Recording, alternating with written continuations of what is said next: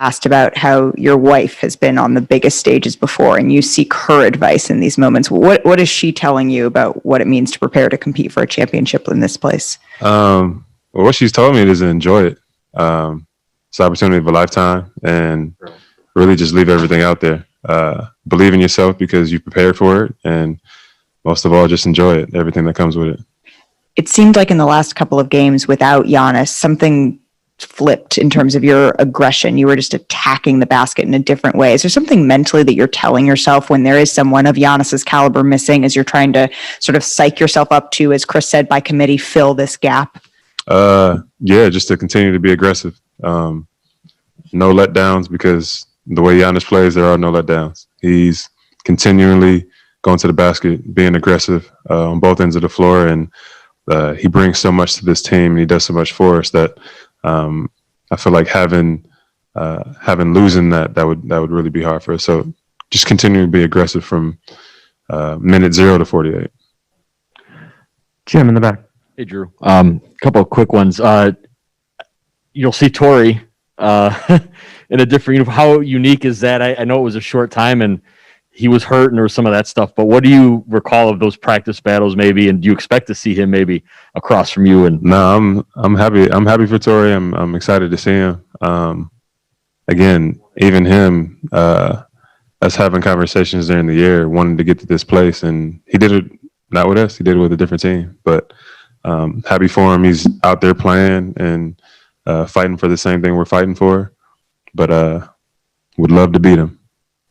You said, and as Brooke just walked out, saying like to stay in the moment, but knowing there's work to be done.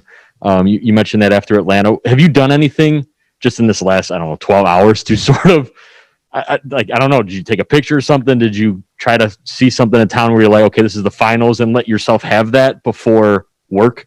That makes sense. I've tried to sleep. Okay. I've tried to sleep and recover. We were literally home for more than 6 hours, but I'm exaggerating. But something like that, where we hopped off one flight and hopped on another one. So really just trying to prepare for game one.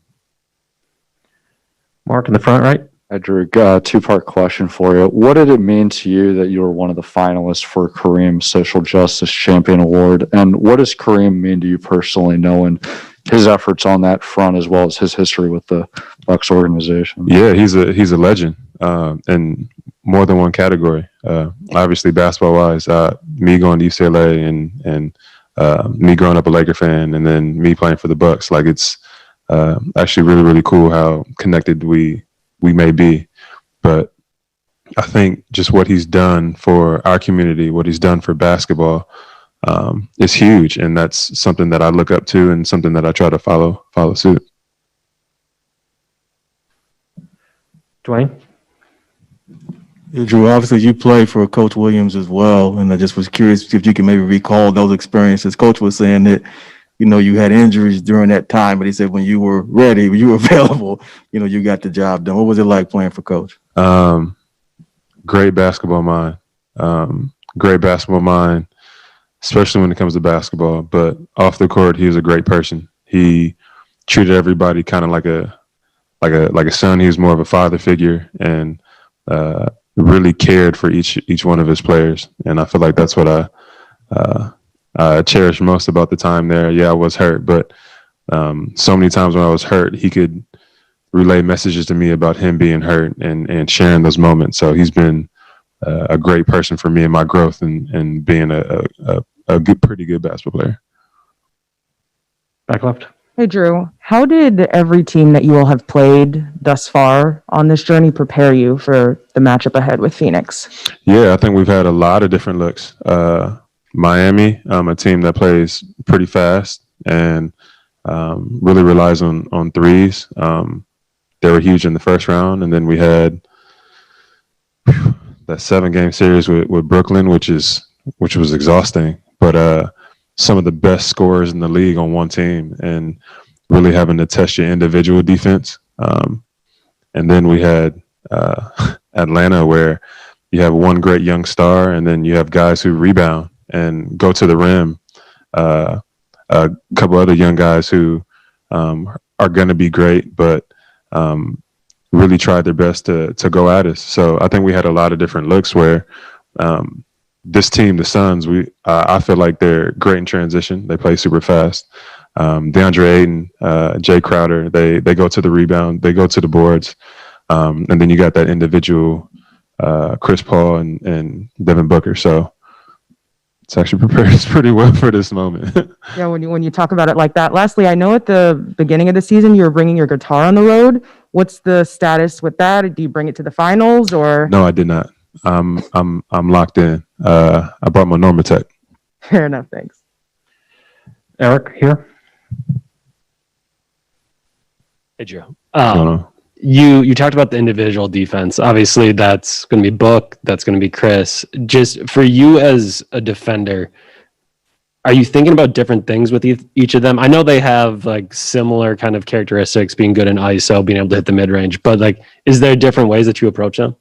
Yeah, they're different players. You just really have to know their tendencies, what they like to do. I think everybody's watched Chris Paul play as a little kid. Not saying he's old, but we've seen him play a lot, and he gets to his mid range, and he's great at his mid range, especially in the pick and roll. And Book is great in the ISO, going left or right, pull up. He's athletic, so he can get to the basket too. Just attention to details and try to be as solid as possible. I remember I think it was the first Lakers game you guys played this year. After the game, we had talked about the idea of like switching and you guys trying to get better at it. You guys switched 1 through 5 in the last 2 games of that series. Like that is a huge transition, a lot of growth. Yeah. Just what have you seen from that perspective that you guys can be in the biggest moment of the year comfortable to do it? I think that comes with chemistry and it comes with trust. I think all of us at some point found the trust in one another, knowing that guy guarding the ball is going to do his best and going to be as solid as possible. But it takes more than one person to guard somebody. We found that out with Brooklyn. I mean, KD was going ham, but when you got somebody like Trae Young who went for 48 the first night and progressively we feel like did a better job every game since. It takes a team effort. It's not just one guy. For you guys, it feels like getting better as the series goes on has been like a real big priority. How do you actually build that? It seems like it's something that'd be difficult to do, right? Like they're getting to know you better too, but you guys have seemed to be able to do it. I think it's being able to pay attention to adjustments, being smart and being able to read the game. But I think attention to details and being able to make the adjustments and then actually go out there and do them is huge for why we've felt like we've gotten better every single game in the series. Go to Peter for a couple questions on Zoom. Okay, next question will be from Christos Saltos. You're doing well. What are the advantages of the Milwaukee Bucks in that series against the Suns? And for you personally, what it means the situation that you are 4 wins away from your first championship? The first one was the advantages we have. Honestly, I think it's our defense. I feel like defense wins games, and the way that we've been able to play defense has been proven to help us win games. We've played some mucky games and low scoring games, but our defense came through. And man, I'm just excited for game 1. We got to take it a game at a time. It's game 1 on the road too, so it's kind of us against the world. But to get these 4 wins it isn't going to be difficult, but really excited for it. And the next question and last question will be from Maria with Deportes.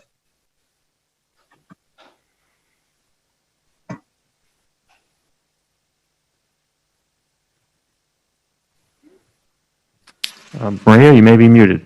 Oh, can you hear me now? Yes. Thank you.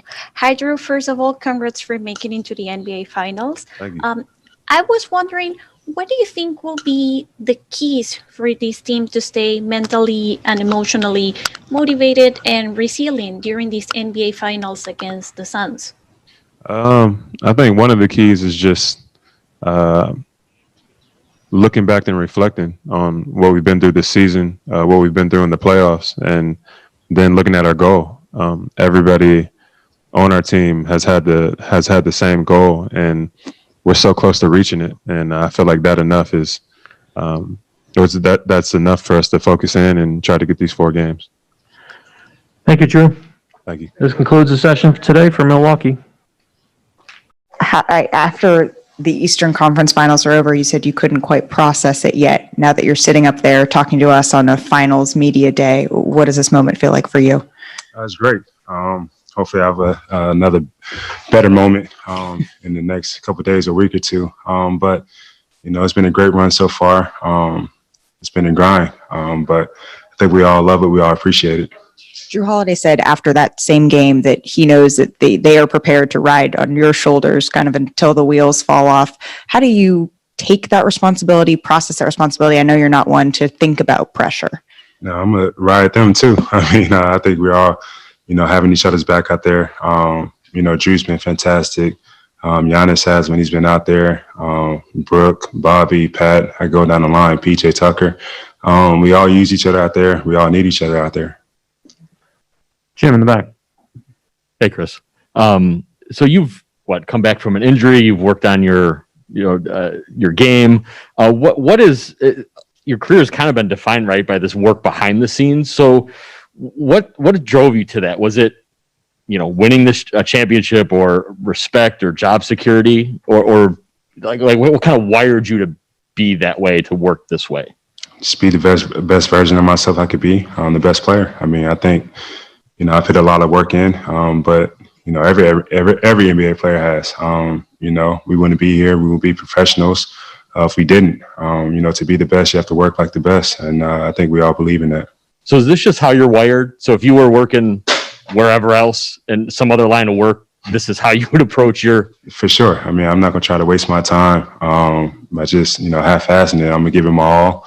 I'm going to work to be the best I can. I may not be the greatest, but I feel like I could be the best version of myself.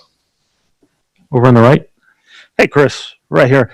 Do you think this matchup is it's interesting for a lot of reasons, but, you and Devin Booker are kind of, I think, 2 of the more underappreciated stars in this league and, both playing for USA Basketball a little later. What do you think about that matchup? And do you think you guys kind of have a similar, it's cliche to say chip on the shoulder, but just a similar approach to the game because of maybe being overlooked a little?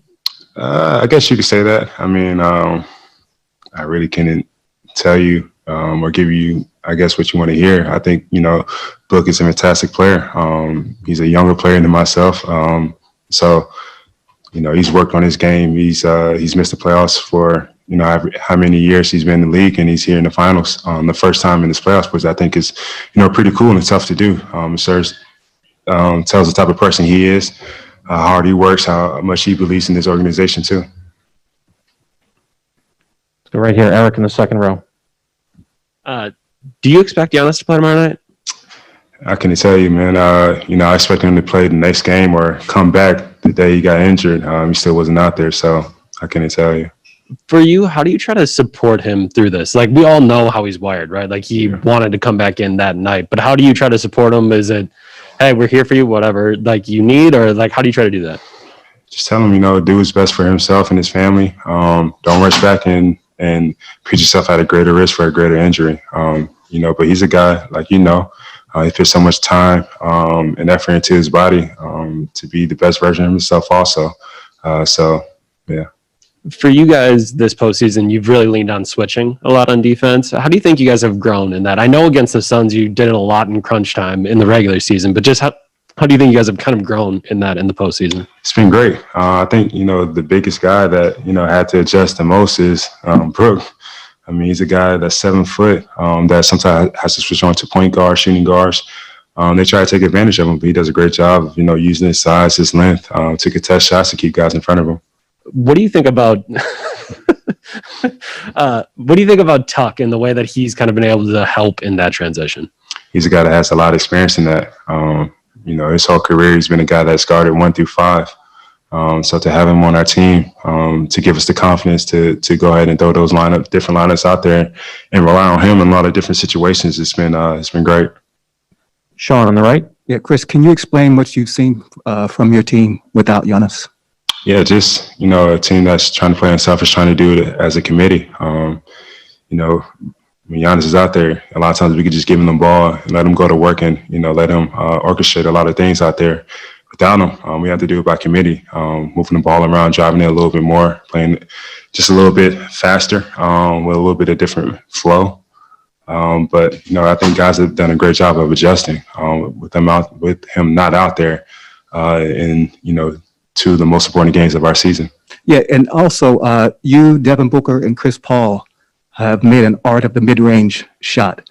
How much of a weapon is that for you three players? I think it's huge. A lot of coaches, teams, schemes, they want you to shoot threes and layups, and that's what a lot of teams expect you to do. But when you stop, sometimes they just don't expect it. It gives you a clean look.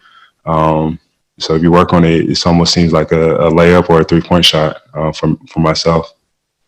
Back left here.